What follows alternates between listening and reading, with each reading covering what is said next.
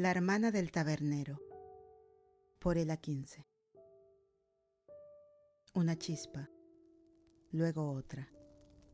La madera empapada en aceite prendió fuego, para luego desatarse en una danza apasionada de calor y ceniza. Mechones de cabello rubio rojizo se mezclaron con las lenguas de fuego, para después encresparse hasta volverse carbón negro. El cuerpo ardió, más lentamente. Cuando la pira funeraria se redujo a escombros humeantes, la guerrera se dio la vuelta y regresó al bosque. Parte 1. La noté en cuanto entró. Era difícil no hacerlo. En una taberna llena de granjeros y artesanos, una guerrera enfundada en una armadura resultaba bastante llamativa, incluso cuando estaba sentada al fondo, con la mirada fija en sus manos. ¿Ha estado aquí antes?, pregunté a Nikos mientras esperaba que llenara unas jarras vacías desde el barril del vino. No, respondió mi hermano, ya acostumbrado a mis preguntas, que las respondía con infinita paciencia. Y con suerte no volverá a venir. Podemos prescindir de ella. ¿Por qué? ¿Quién es? Pero esta vez negó con la cabeza.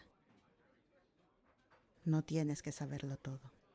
Me contuve de replicar con enojo y me concentré en llenar la bandeja con bebidas.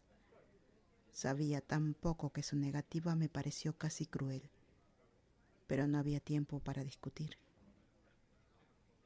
Reprimiendo mi curiosidad, serví primero a los clientes habituales. Cerveza para el curtidor y el tejedor, oporto para el herrero y agua de cebada caliente para el anciano granjero, que era demasiado pobre para dejar propina, pero siempre me trataba con respeto. «Estás mejorando con esto, Larisa», dijo el viejo cuando le dejé la jarra. «Aprendes rápido». «Tengo buena memoria», respondí. Él me dio una palmada en la mano con sus dedos nudosos y por ese gesto de amabilidad me prometí a mí misma colarle un poco de vino antes de que terminara la noche. Solo quedaba una jarra en mi bandeja, así que me acerqué con cautela a la desconocida. No era experta en guerreros, pero incluso yo podía ver la tensión contenida en sus hombros y brazos musculosos. Por el barro salpicado en sus botas y el tenue olor a sudor a caballo, había cabalgado largo y duro, con su cabello negro rebelde y sus prendas de cuero oscuro. Parecía una nube de tormenta. Entonces levantó la vista y encontré más color en sus ojos que en todo este pueblo gris y triste. Cuando el silencio entre nosotras se prolongó demasiado, recuperé el aliento y dije: «¿Oporto?». Asintió, y ese leve movimiento atrajo mi atención hacia las facciones duras de su rostro. Parece que también le vendría bien algo de comida. ¿Cuándo fue la última vez que comió? Mi pregunta pareció tomarla por sorpresa y frunció el ceño pensativa, lo cual fue toda respuesta que necesité. «Le traeré un poco de sopa de la cocina». Volvió a asentir y empecé a preguntarme si acaso tenía voz. Pero cuando regresé con un cuenco de caldo y una gruesa rebanada de pan con mantequilla, la guerrera finalmente habló. «Gracias». Su voz tenía un tono áspero, como si no hablara a menudo. Carraspeó y dijo con más claridad: «Gracias, Larisa». No me había dado cuenta de cuánto hambre tenía. Su acento no era de esta región. Sonaba más suave y profundo. Mi nombre casi parecía melodía en sus labios y decidí que podría acostumbrarme a escucharlo si me lo decía más seguido. ¿Le puedo traer algo más? Sí, respondió con rapidez y luego pareció buscar las palabras. Sal. Podría usar un poco de sal. Ni siquiera había probado la sopa. Pero fui por un pequeño cuenco a la cocina y la observé espolvorear los granos en su caldo con dedos largos y firmes. No tenía excusa para quedarme. No cuando ya era tarde y había tantos clientes. Pero aunque hubiéramos estado a solas, no podía imaginar que tuviera algo que decir que pudiera interesarle. La dejé comer en paz. Aún así, el resto de la noche tuve la sensación de que me observaba. Debía de ser mi imaginación. Cada vez que miraba por encima del hombro, su rostro estaba vuelto hacia la chimenea, hasta que poco antes de cerrar miré al fondo de la sala y ya no estaba. Se había ido sin decir una palabra. No es que esperara que me hablara otra vez. O tal vez sí. Mientras mi hermano atrancaba la puerta tras el último cliente, me pregunté dónde pasaría la noche.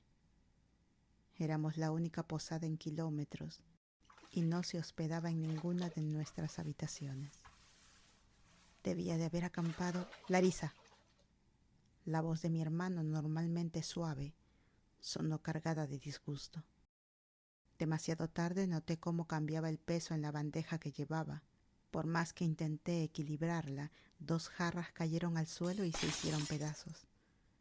Los restos de vino tinto salpicaron mis sandalias. Lo siento, dije con un suspiro. Dejando la bandeja a un lado, me agaché para recoger los trozos de barro, pero Nikos me tomó del codo y me levantó. Estás cansada, ve a dormir. Pero no puedo dejarte con todo mi trabajo. Me incorporé demasiado rápido y la habitación comenzó a girar a mi alrededor. De no ser por su mano firme, me habría caído. Estás pálida, como vientre de cerda. El curandero te advirtió que no trabajaras tanto, así que hazme caso y vete a la cama. Con un asentimiento cansado, lo dejé encargándose del desorden de los clientes y del mío. Tal vez era mejor que la guerrera no se hubiera quedado. Significaría más trabajo para el pobre Nikos y aún así, deslicé la mano en los bolsillos de mi falda y toqué la moneda grande que había encontrado bajo el cuenco vacío en su mesa. Era una propina generosa, más de lo que merecía mi servicio. Exactamente qué era lo que me estaba agradeciendo. Me desperté en la mitad de la noche con el cuerpo temblando y jadeando por un sueño que ya se desvanecía. Pese a los latidos fuertes de mi corazón, no tenía miedo. Otra emoción distinta del temor me había arrancado de los brazos de Morfeo y de los brazos de la guerrera. Recordaba, pero no recordaba nada. Me acurruqué de lado, intentando volver al olvido del sueño, solo para encontrarme pensando otra vez en ella. Eran sus ojos los que me habían atrapado. Brillaban con un azul helado e intenso. Con solo una mirada supe que tenía una mente astuta y un espíritu inquieto. Con solo una mirada, mi vida me pareció insoportablemente aburrida. Volvió la noche siguiente. Esta vez la vi apenas empujó la puerta de la taberna. Caminó con la cabeza erguida, desafiando las miradas curiosas mientras se dirigía a la misma mesa que antes. El enredo salvaje de su cabello había sido domado y trenzado en un elaborado cordón que le caía por la espalda. Era más alta de lo que había pensado y se movía con una gracia musculosa. No te quedes mirando, dijo Nikos, pasándome una jarra de oporto. Al servirla, noté que la palidez de su piel se había vuelto bronce que toda la suciedad había sido eliminada de sus curtidos cueros y que los grabados de bronce en su coraza brillaban incluso a la luz de las antorchas. «Estoy más presentable esta noche», dijo con ironía. Me sonrojé al darme cuenta de que había leído mis pensamientos con tanta facilidad. «No estabas tan mal anoche». Ella alzó una ceja y sentí que mis mejillas ardían aún más. «Oh, yo no quise decir». «Qué lástima», dijo. Su risa era juguetona, pero no cruel. No suelo recibir cumplidos de mujeres jóvenes. Al menos no con la frecuencia que quisiera. Un escalofrío de asombro me recorrió. Me estaba coqueteando. La siguiente jugada era mía, pero mi ingenio se esfumó. No pude pensar en una respuesta ingeniosa. Ella malinterpretó mi vacilación. Lo siento, no quise ofenderte. Al ver su rostro volverse serio y contrito, recuperé la voz. No me ofendiste, confesé. Solo me dejaste sin palabras. Su risa regresó. Tengo ese efecto en algunas personas. Mi orgullo se resintió un poco por ese comentario y me justifiqué. Soy nueva en todo esto, no llevo mucho tiempo trabajando en una taberna. ¿En serio? Su curiosidad parecía genuina e invitaba a responder. Mis padres murieron este invierno, así que vine a vivir con mi hermano. ¿Tu hermano? Ese hombre detrás de la barra que no deja de lanzarme miradas. Podía imaginar perfectamente su expresión. Nikos no me veía desde que era niña, así que es un poco sobreprotector, pero lo hace con buena intención. Estoy segura, dijo en voz baja, pero eso no lo hace más fácil. No. ¿Quién diría que una guerrera podría ser tan comprensiva? Demasiado comprensiva. Tuve que morderme la lengua para no soltarle lo sola que me sentía en este lugar, siendo forastera en una comunidad que no recibía bien a los extraños. «Larisa». La llamada de mi hermano me salvó a seguir revelando intimidades. «Tengo que volver al trabajo», murmuré, huyendo de su simpatía.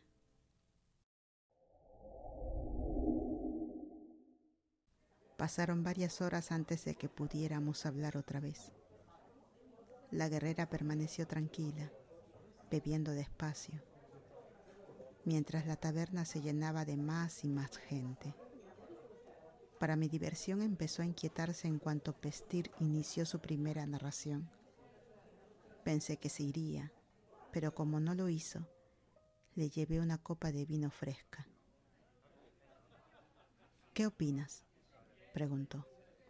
«¿De qué?», señaló con la barbilla el joven flacucho que agitaba los brazos en el aire.